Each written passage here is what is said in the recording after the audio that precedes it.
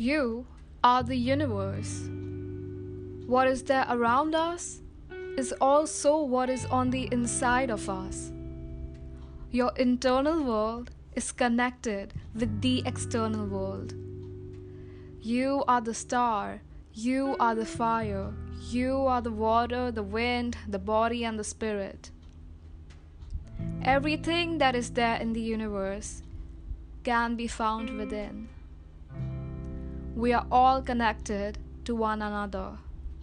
You to me, me to you, we to the universe. We are one.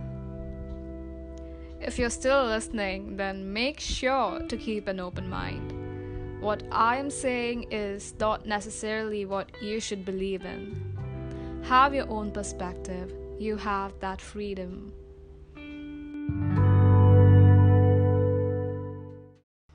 So, La Luna, the moon, Chandrama, has a huge significance in many religions around the world.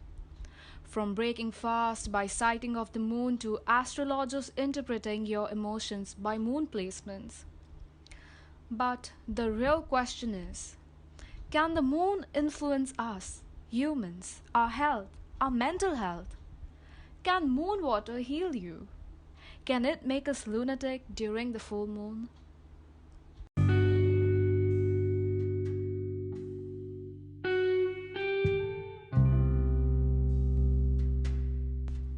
If your curiosity is piqued and you want to hear more about moon and its energies, then hop on in my Ascension vehicle and enjoy the ride.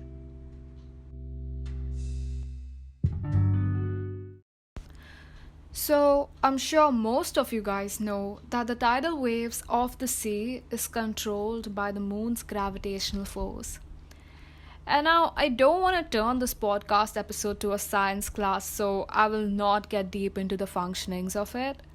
Google will work just fine if you look up. But tides are really all about gravity, and when we are talking about the daily tides, it is the moon's gravity that is causing them. So, what I am trying to prove is that if the sea is controlled by the moon, then so are us humans. We are made up of over 70% water, and our emotions, which is symbolized by water, is very much controlled by the moon. So that is why most of us on a full moon night are having a hard time. Well, we will get more into the details of what happens to our mental and physical health with the changes in moon cycle. So stay tuned for that, and also I will tell a way to track your emotions and a activity to control it. But yeah, what I was saying was that the moon's energy is quite strong and that we are connected to the moon. So let's move ahead with the moon and the mind. So there are three levels of the mind that are the conscious, subconscious, and the paraconscious. And there is a correlation between the moon phases and the mind. The subconscious mind is like a data bank.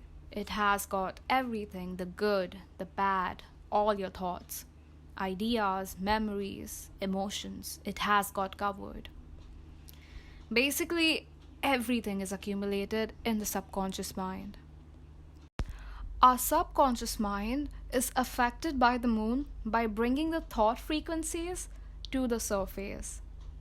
Once these thoughts have reached the conscious mind, we start to feel uneasy, shaky, and agitated.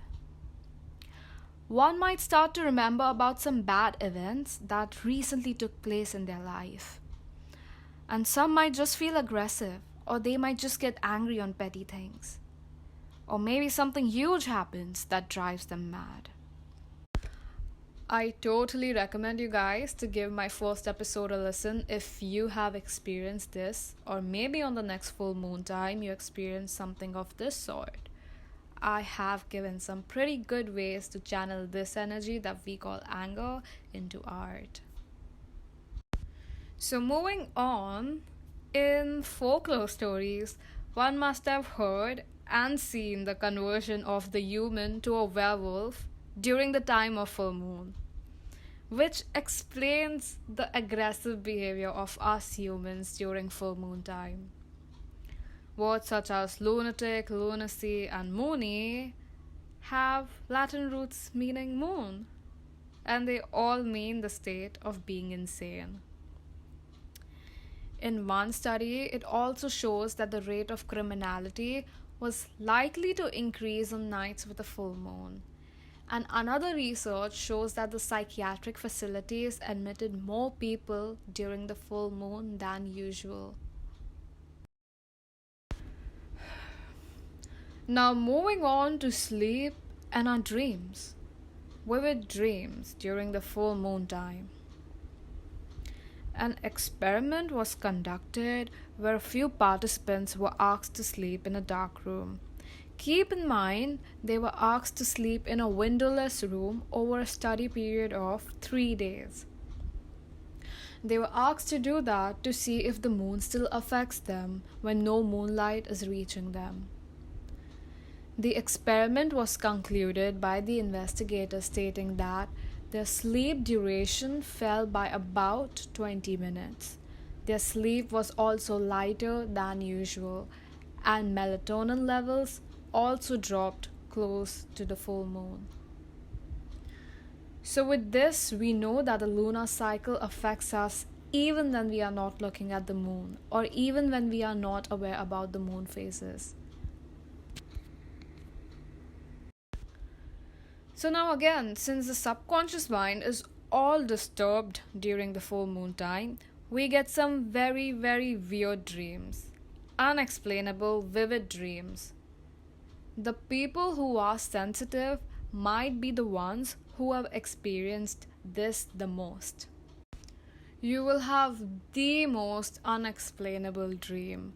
Something or someone from your past will appear out of nowhere in your dreams. Something that is suggested by most people and psychologists is to have a dream journal. So, what I do is not just on a full moon day, but on a daily basis, as soon as I wake up, I grab my dream journal and I write everything that I saw in my dream. Trust me, you will know why this is a great, great practice once you start doing it. You will realize that you are having prophetic dreams and premonitions. And doing this also helps you connect the dots and understand the patterns. Now that we have talked about the disaster, let's talk about its management. Just like I mentioned, first thing, a dream journal. Keep it on your bedside table, and if you've got nosy siblings, then under your pillow. No matter how faintly you remember, write every detail. That is how your subconscious mind sends you messages through dreams.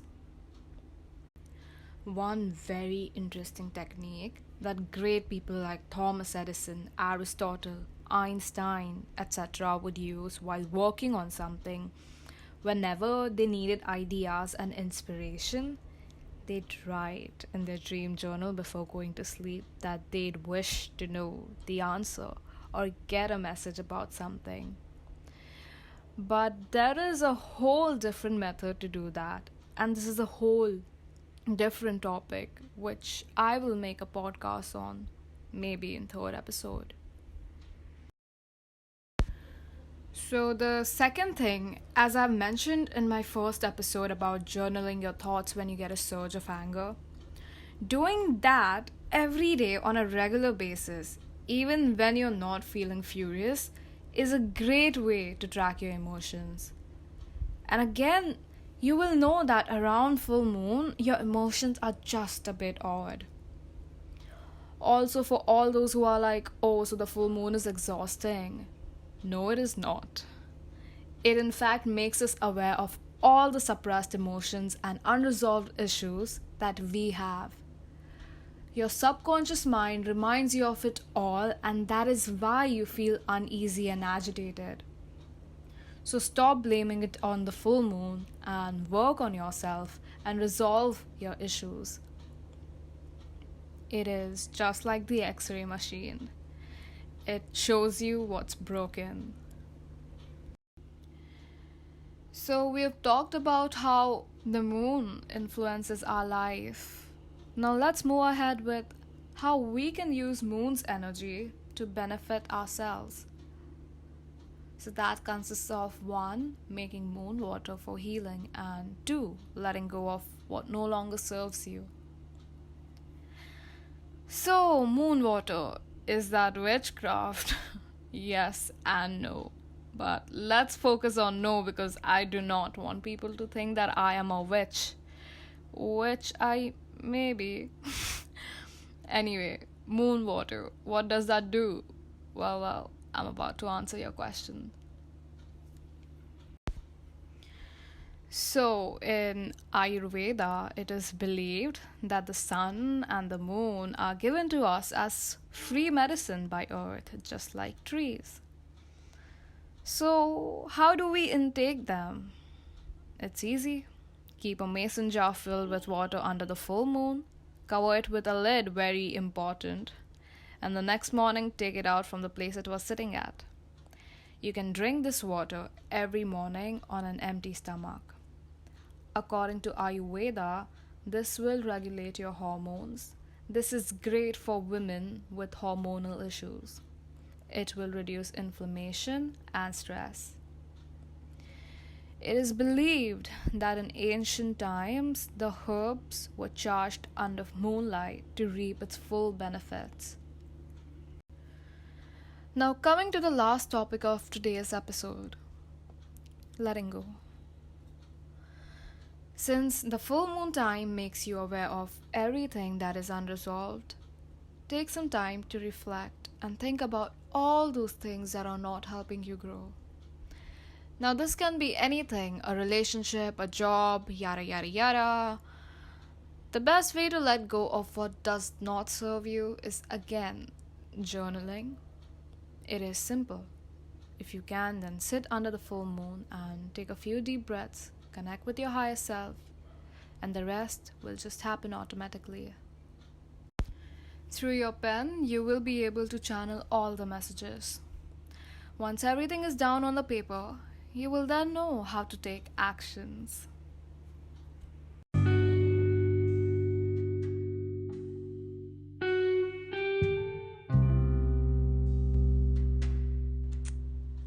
So that's about it. That is all I have for you guys today. And again, what I said is not what you necessarily have to believe in.